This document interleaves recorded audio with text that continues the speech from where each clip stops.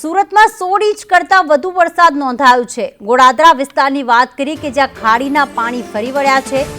મકાનો અને દુકાનોમાં પાણી ભરાઈ ગયા છે। મકાનો દુકાનોમાંથી સામાન બહાર કાઢવામાં આવ્યો। લોકોને સુરક્ષિત સ્થળે ખસેડવામાં આવી રહ્યા છે। રસ્તાઓ નદીઓ બેટમાં ફેરવાઈ ગયા તેવા દ્રશ્યો જોવા મળ્યા। પેટ્રોલ પંપમાં પણ પાણી ભરેલા સામે આવ્યા। સુરતના ગોળાદરા વિસ્તારમાં ખાડીના પૂર જે ખાડીના પાણી છે તે હાલમાં ફરી વળ્યા છે। મકાનો અને દુકાનોમાંથી સામાન પલળી ન જાય તે માટે લોકો દ્વારા બહાર કાઢવામાં આવી રહ્યા છે। આ આકાશી દ્રશ્યો આપણે બતાવી રહ્યા છીએ કે જે રસ્તા તો દેખાતા જ નથી, રસ્તા ઉપર નદી જેવા દ્રશ્યો। મનીષ અમારી સાથે જોડાઈ ગયા છે। મનીષ, સુરત શહેરમાં 16 ઇંચથી વધુ વરસાદ, ત્યારે સૌથી વધારે કયો વિસ્તાર પ્રભાવિત થયો છે કે જ્યાં લોકોનું સ્થળાંતર પણ કરવું પડ્યું? જી બિલકુલ, વાત કરીએ તો સુરત શહેર અને જે કહેવાય કે જિલ્લામાં ભારે વરસાદના કારણે ખારી પૂર છે તે આવી ગયું છે અને આ પર્વત ગોળાદરા રોડ છે જ્યાં આગળ જોઈ શકાય છે કે આખો રોડ છે તે બેટમાં ફેરવાઈ ગયો છે। લોકો છે તે ચાલતા જઈ રહ્યા છે। વાહન માટે આ રસ્તો બંધ કરી દેવામાં આવ્યો છે કારણ કે લોકોના વાહન બગડી અને તણાઈ જાય તેવી સ્થિતિ છે। પેટ્રોલ પંપ પર જોઈ શકાય છે કે પાણીમાં ગરકાવ થઈ ગયું છે। સાથે જ જે પાર્ક કરેલા વાહનો છે તેની અંદર ટેક્સટાઇલનો માલ હતો, કાપડનો માલ છે તે પણ પાણીમાં ગરકાવ થઈ ગયો છે। આ પરિસ્થિતિનું નિર્માણ એટલા માટે થયું છે કે ખારી પૂરના લીધે આ નિર્માણ થયું છે। ખારીની આજુબાજુ દબાણ કરી દેવામાં આવ્યા છે। દબાણના લીધે જે પાણી છે તે સીધું નથી જતું પરંતુ આ જે શહેરની અંદર પ્રવેશી જાય છે, એટલે જ આ ખારી પૂર છે તે સુરતના ગોળાદરા પર્વત રોડ પર આવ્યું છે અને આખો 1 કિલોમીટર સુધીનો રોડ છે તે પાણીની અંદર ગરકાવ થઈ ગયો છે। દ્રશ્યો જોઈ શકો છો કે જાણે કોઈ નદીના દ્રશ્યો હોય એ પ્રમાણેના આ રોડ રસ્તાના દ્રશ્યો છે। લોકો સાથે વાત કરીશું। भाई, हर साल ऐसा होता है कि इस बार ही ऐसा हुआ है?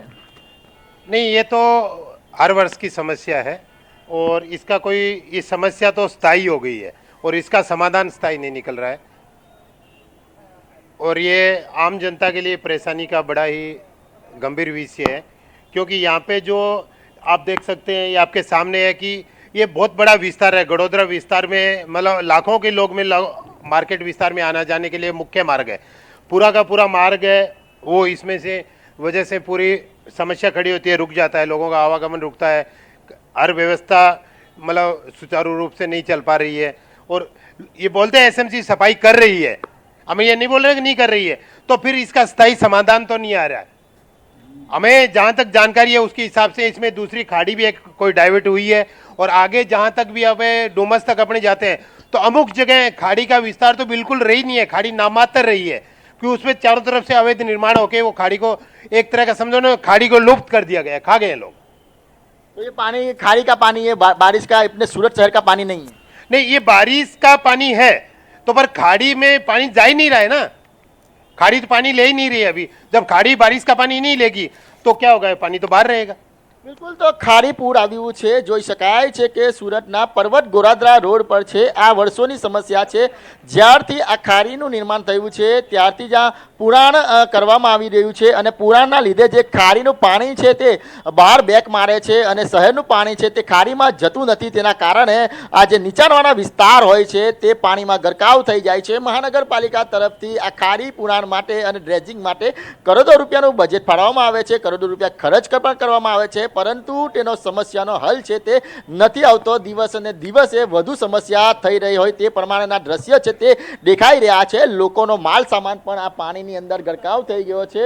લોકો છે તે ભારી હાલાકી વેઠી રહ્યા છે, લોકો હેરાન પરેશાન છે, પરંતુ મહાનગરપાલિકા અને તંત્ર તરફથી કોઈ પણ નક્કર નિવારણ નહીં આવવાના કારણે જ આ પ્રમાણેનું જે સ્થિતિ છે તેનું નિર્માણ દર વર્ષે થાય છે। લોકો કામ ધંધે અર્થે જવાના હતા પરંતુ આ વરસાદનું પાણી રસ્તા પર ફરી વળતા આજે પણ નોકરી પણ નથી જઈ રહ્યા અને જે દુકાનો છે તે પણ બંધ કરી દેવામાં આવી છે।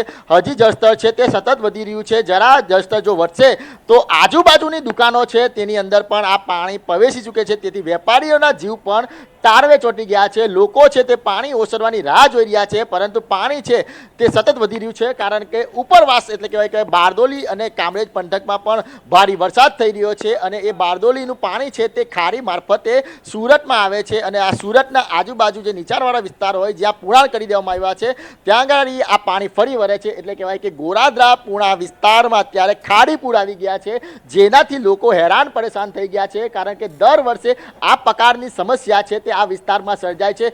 દર વર્ષે લોકોનું સ્થળાંતર કરવામાં આવે છે, દર વર્ષે લોકો હેરાન થાય છે. ત્યારે સુરત શહેરમાં ફરી એકવાર ખાડી પૂરે જે કહેવાય કે સુરતની સુરત બદલી નાખી છે. સુરતના જે કહેવાય કે હાલ છે તે બેહાલ કરી દેવામાં આવ્યા છે. છેલ્લા 2 દિવસથી સુરતી વાસીઓ છે વરસાદના કારણે હેરાન પરેશાન છે. પછી ટ્રાફિક જામની સમસ્યાને લઈને હોય કે અન્ય વિસ્તારમાં પાણી ભરાવાના લઈને જે સમસ્યા હોય, અને હવે આજે છે તે ખાડી પૂર છે તે સુરત શહેરમાં ફરી વળ્યું છે અને પૂર્ણાથી લઈને જે તમામ જે વિસ્તારો છે તે પાણીની અંદર ગરકાવ થઈ ગયા છે અને લોકો છે તે હેરાન પરેશાન થઈ ગયા છે અને પોતાનો રોષ છે તે તંત્ર પર ફેલાવી રહ્યા છે. જી આભાર મનીષ, તમામ વિગતો માટે. વધુ અપડેટ માટે આપણા સંપર્કમાં રહીશું.